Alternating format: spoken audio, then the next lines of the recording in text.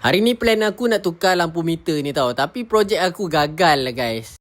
Hari ke-32 projek wajah karat. Let's go. So cerita dia semalam aku plan nak tukar lampu meter ni tau. LED dia pun aku dah beli, dah siap tapak lagi tau. Punyalah semangat nak pasang LED ni. Cabut meter tak sampai 10 minit dah settle lah guys. So untuk korang yang tak tahu lagi macam mana nak cabut meter ni, korang boleh tengok video ni sampai habis. Mula-mula korang kena buka dulu skru bahagian bawah steering ni tau. Total ada 5 skru yang korang kena buka. Lepas tu baru boleh cabut cover bahagian atas ni. Bila korang buka kan, korang akan nampak satu skru dekat bahagian tengah ni guys. So korang buka je skru ni. Lepas tu korang umpil cover meter dekat bahagian tepi-tepi ni. Korang nak umpil ni hati-hati tau. Jangan sampai patah pula. Kan tak memasal pula, makan modal. Lepas tu automatik korang akan nampak 4 skru dekat sini guys. 4 skru ni pun kita buka guys. Baru boleh cabut meter. Lepas tu meter ni korang tarik keluar sikit. And then korang akan nampak ada 2 soket dekat bahagian dalam ni tau. Soket ni ada clip. So korang buka je soket dia macam ni. Lepas tu baru boleh cabut meter ni guys. Okay, untuk cabut lampu yang lama ni kan, korang pakai je pelayar macam ni guys. Kepit, pusing, lepas tu tarik keluar. Okay, so dekat sini lah jadi masalahnya guys. Bila aku nak pasang LED yang baru ni kan, LED ni susah sangat nak menyala tau. Even aku dah pusing untuk dapatkan negatif dengan positif tu, still kadang-kadang connect, kadang-kadang tak connect. Aku duk cabut pasang sampai dah loose dah ni ha. Lepas tu aku try lah nak custom kan, nak pakai balik tapak yang lama ni. Konon je lah, sekali tak menjadi juga guys. So korang rasa kan kenapa lampu ni tak menyala? Ada tak antara korang yang dah tukar lepas tu jadi macam ni juga guys? Cuba korang tinggalkan komen.